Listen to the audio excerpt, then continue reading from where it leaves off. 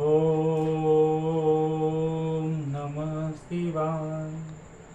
बोलो गणपति महाराज की जय। बोलो शिव शंकर भगवान की जय।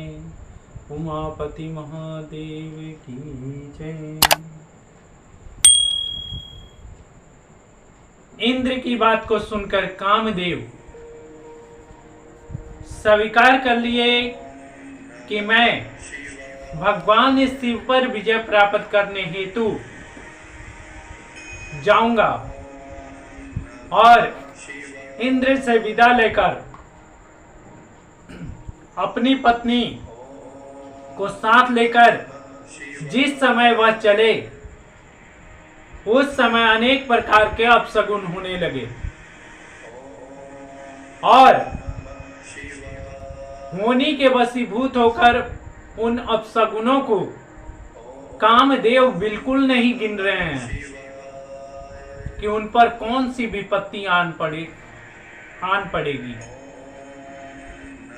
उसने बसंत आदि संपूर्ण सेना को एकत्रित कर लिया और अहंकार में भरकर भगवान शिवजी पर विजय प्राप्त करने हेतु हिमांचल पर्वत की ओर प्रस्थान किए।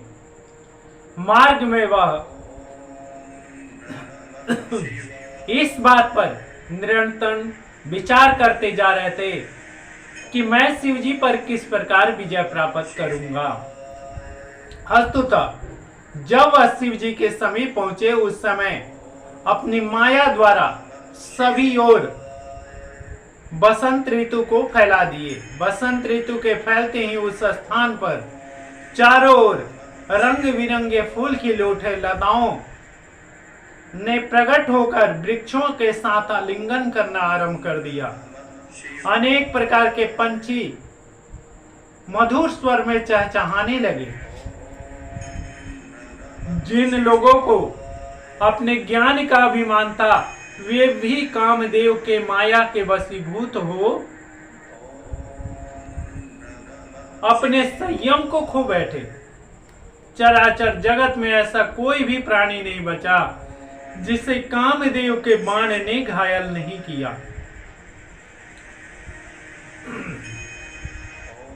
यद्यपि यह अवस्था एक मुहूर्त की ही थी, परंतु उसी बीच लोगों का विवेक नष्ट हो गया। संपूर्ण संसार तो कामदेव के वशीभूत हुआ, परंतु शिवजी की ओर उनके गणों पर कामदेव का कोई भी प्रभाव नहीं पड़ा।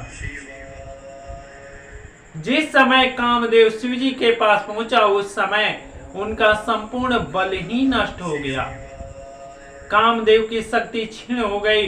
संसार में सभी प्राणी पूर्व स्थिति में आ गए।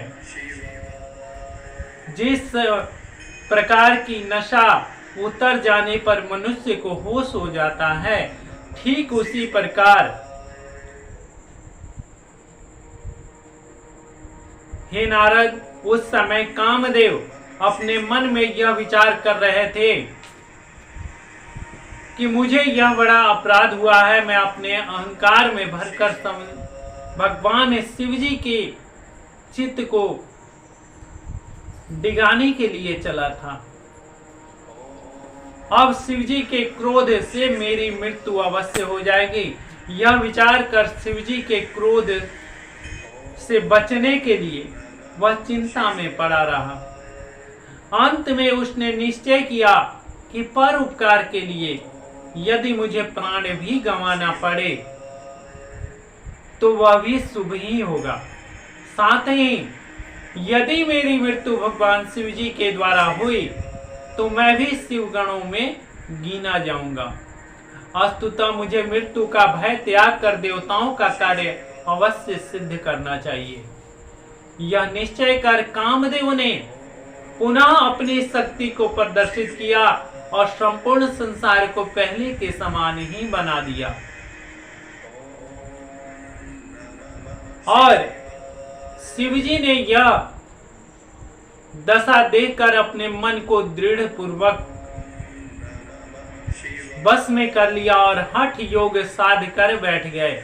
यह देखकर कामदेव अपने धनुष पर बाण संधान किया और शिव जी की बाईं ओर जाकर खड़ा हो गया। उस समय तपोभूमि में शिव जी के अतिरिक्त ऐसा और कोई भी नहीं बचा जिसे वह मोहित ना कर सका। जिस समय शिव जी अपना ध्यान छोड़कर आसन पर बैठे और गिरजा पूजन की सामग्री लेकर उनके पास आए, उसी समय कामदेव ने उचित अवसर जानकर अपने बाण को कानों तक खींचकर भगवान शिव जी के हृदय पर छोड़ दिया। उनके लगते ही शिव जी के मन में प्रीति का अंकुर उत्पन्न हो गया और उस समय शिव जी भी कामदेव के वशीभूत हो मुस्कुराते हुए गिरजा जी से सुंदर अंगों का प्रदर्शन करने लगे और यह इच्छा प्रकट करने लगे कि गिरजा जी का हाथ पकड़कर अपने पास खींच लिया जाए। उस समय गिरजा जी नारी सुलभ लज्जा के कारण सुखचा गई, कुछ पीछे की ओर हट गई।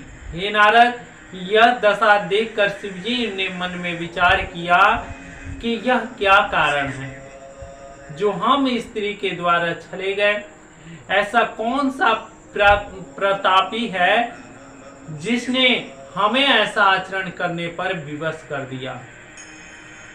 यह विचार कर ज्यों ही उन्होंने चारों ओर दृष्टि घुमाई, त्यों ही कामदेव पर वृक्ष की आड़ में छिपा हुआ दिखाई दे दिया। उस समय शिव जी के महाभयानक स्वरूप को देखकर तीनों लोग थर थर कांपने लगा। पूरी सृष्टि प्रज्वलित अग्नि के समान तपने लगी और मानो प्रलय ही हो जाएगा। अस्तुता शिव जी ने कामदेव पर क्रोधित होकर जैसे ही अपने तीसरे नेत्र को खोला, वैसे ही कामदेव जलकर भस्म हो गया। उस समय तीनों लोकों में हाहाकार मच गया। सभी देवता अत्यंत भयभीत होकर परम दुखी तथा दीन हो गए, किंतु और व्यक्ति तो अत्यंत प्रसन्न हो गए। वे व्यक्ति थे जो भगवान शिव जी के परम भक्त थे और उन्हें भक्ति ही सबसे ज्यादा प्यारी थी। कामदेव तो ये लाचार मनुष्यों के लिए बना है और उनकी शक्ति भी उसी मनुष्यों के लिए बना है जो कामदेव के ही आसक्ति में रहते हैं। इतनी कथा सुनकर नारद जी ने भगवान ब्रह्मा जी से फिर कहा कि हे पिता, चरित्र सुनकर मुझे अत्यंत आश्चर्य हुआ कि शिवजी पर ब्रह्म निष्पाप माया रहित योगी, तीनों लोकों के स्वामी तथा देवताओं के भी परम पूज्य है। उनका नाम कामजीत तथा मृत्युजीत भी प्रसिद्ध है।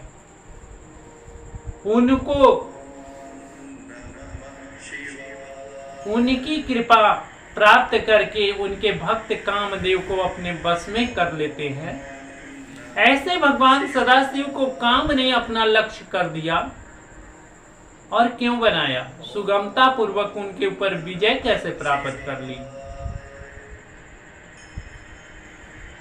यह सुनकर ब्रह्मा जी ने उत्तर दिया कि हे नारद, मैं तुम्हें वह वृत्तांत सुनाता हूं। हे नारद, मैं तुम्हें वह वृत्तांत सुना चुका हूं कि पहले मैंने संध्या नामक एक कन्या के द्वारा अपना आवेग को ग्रहण किया था। तदुपरांत मैंने मनमंथ अर्थात कामदेव को जन्म दिया। फिर मैंने कामदेव को यह वरदान भी दिया कि तुम तीनों लोकों के स्वामी बनकर सब पर विजय प्राप्त करके अपने वश में कर लोगे, यहाँ तक कि मैं विष्णु तथा भगवान सदाशिव भी तुम्हारे वशीभूत हो जाएंगे। मुझसे यह वरदान पाकर उसने सर्वप्रथम मेरे ही ऊपर अपना बाण को संधान किया और मुझे कुकर्म कराना चाहा। तब मैंने उसे श्राप दे दिया कि जाओ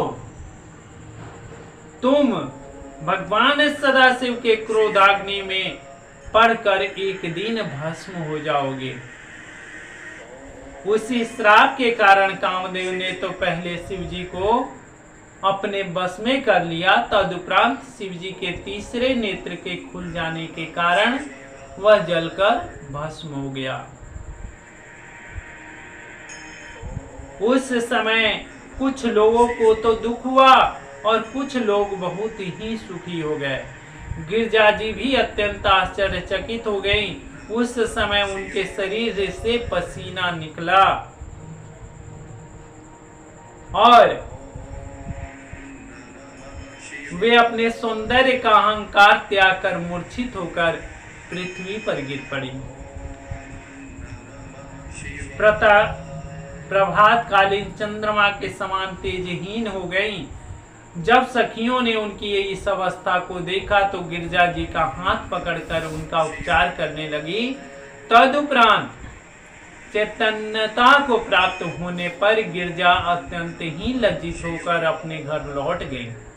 हे नारद, इस घटना के उपरांत भगवान शिवजी भी हिमाचल पर्वत को छोड़कर अपने कैलाश पर्वत पर चले गए। शिवजी के चले जाने पर गिरजा जी की यह दशा हुई कि वे हर समय भगवान सदाशिव जी के चरित्रों का ध्यान किया करती थी, उन्हीं के स्मरण में संलग्न हुआ। कामदेव की स्त्री रति ने जब अपने पति की मृत्यु को देखा तो वे बहुत ही प्रकार से रोने लगी, जोर जोर से चिल्लाने लगी, हाय हाय का विलाप करने लगी और अपने शरीर की शुद्धि बुद्धि सब कुछ खो बैठी। जब उसे कुछ चैतन्यता को प्राप्त हुआ तब अपने पति के शव को संबोधित करते हुए कहा कि हे स्वामी, मैंने आपको पहले ही बहुत प्रकार से समझाया था कि आप भगवान सदाशिव के तप को भंग न करें, परंतु मेरी बात पर आपने कुछ भी ध्यान नहीं किया। हे नाथ, आपने मुझसे भी नहीं कहा और मुझे त्याग कर अकेले ही चले गए। अब मैं अनाथ बनकर रहकर अकेले कैसे रहूंगी? आपने जैसा किया आपको तो वैसा ही फल मिला। यह नियम है कि संसार में जो किसी दूसरे को दुख देता है स्वयं सुखी नहीं रह पाता, उसे कहीं भी आनंद की प्राप्ति नहीं हो सकती। हे पति, आप तो शिव गणों में सम्मिलित हो गए, परंतु अब मेरा और कोई भी नहीं है।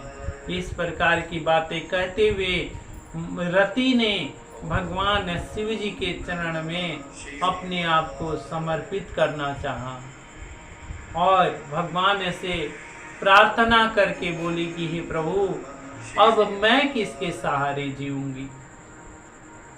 अतः आगे की कथा को आप सुनने के लिए और रति के पति रामदेव का सब वृत्तांत फिर से सुनने के लिए आप कृपया अगली कथा को जरूर सुनिएगा। बोलो शिव शंकर भगवान की जय।